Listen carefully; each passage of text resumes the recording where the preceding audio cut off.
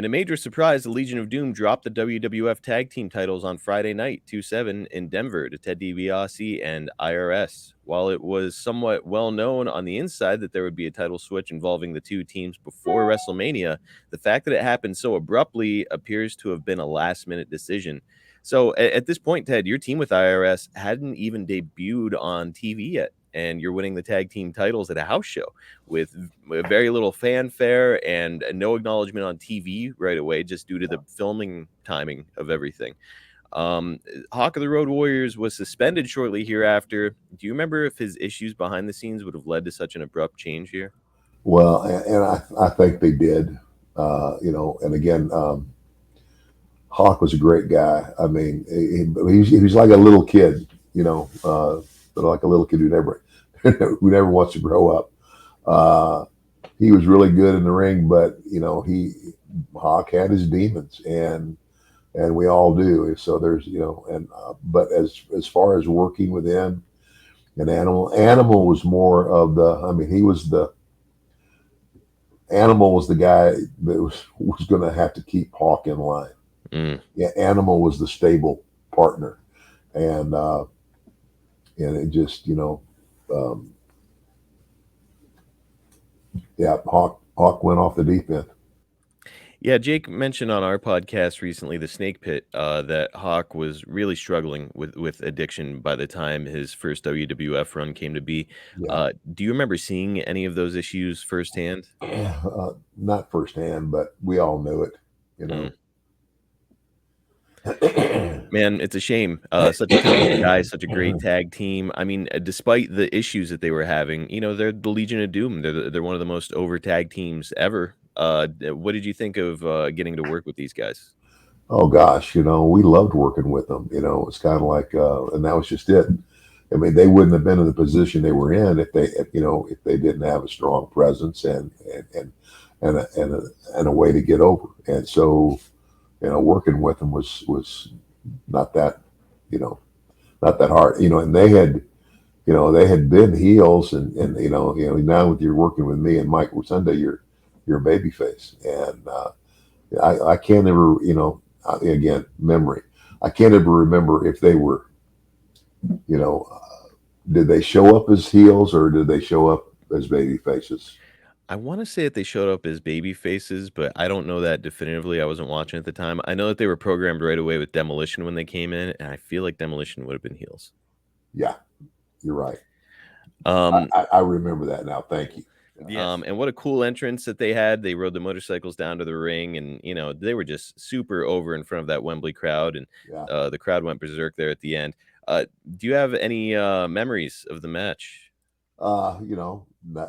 Not really. I mean, I just, Hawk and Animal have always been friends.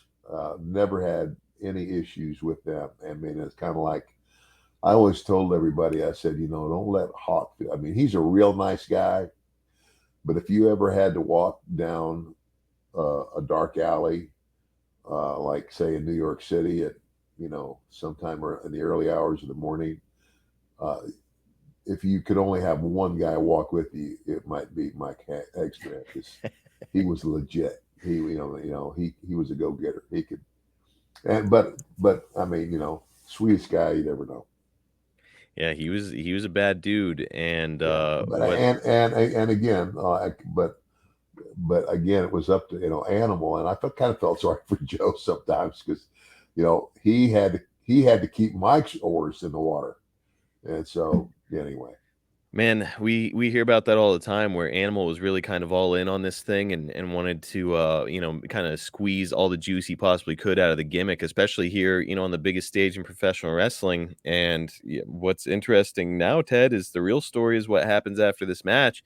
All that hype, all the fan reaction, a giant victory at SummerSlam, and suddenly it's just over for the Road Warriors. We've Well, got this. Oh, go ahead. yeah, and well, and that was the other thing is, like I said, poor Joe was responsible, and had to be responsible for Mike, and I mean, and you know, we went on second because Joe realized Mike had taken something, and he went to Vince and he said, Vince, he says, I don't know if he'll be conscious you know, by the Man. time we get to our match. That was the other thing in play there. So yeah, Mike had a serious drug problem. So I had never heard that, so that's interesting. He was under the influence while he was in the ring with you guys. Well, yeah, but it's kind of like it, hadn't really had the opportunity to take effect. Oh, okay. It hadn't kicked in yet. That's why Joe went to Vince and he said, I don't think he'll, I just he's not going to be. I don't know about not. I don't know if it's like not conscious, but he might not be Functioning. functioning well. So and and rightfully so, it pissed Vince off, and that's why we went on. We went on second. Absolutely. And look, after the show, things go from bad to worse. We've got this from the Observer from September 7th. Hawk quit the WWF after SummerSlam, and Animal is staying and will be repackaged as a singles wrestler. Yeah. Officially, both Hawk and Berserker John Nord disappeared after the show in England, didn't fly back with everyone else, and didn't show up at television, leaving no word. Both were suspended for 6 weeks, but word has it that Hawk is fed up and he's not going back. Ted, do you remember any of this drama? Oh yeah. Oh yeah. And it's. I'm sorry, but Mike was like he's like being a big baby. Hmm. I mean, it's like again, I felt sorry for Joe for Animal because I mean, here's a guy that's trying to do it right, and he's got a partner who basically is a nice guy, but just he doesn't have both his oars in the water. And again, when you're somebody dealing with a drug addiction, you got to you got to get rid of it. You got to make a choice. It's either the drugs or your career. Yeah, unfortunately, Hawk is really putting Joe in a bad position Yeah, here. we really. I felt sorry for Joe.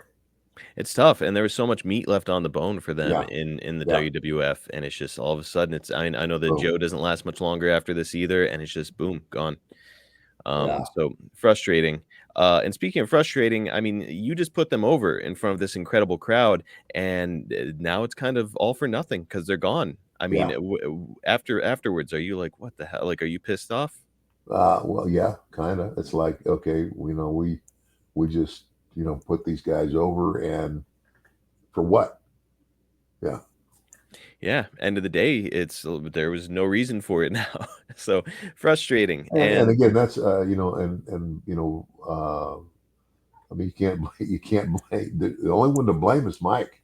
yeah, It's like it wasn't Vince's doing, and Vince was he was hot, and hard rightfully so. He was mad, real mad.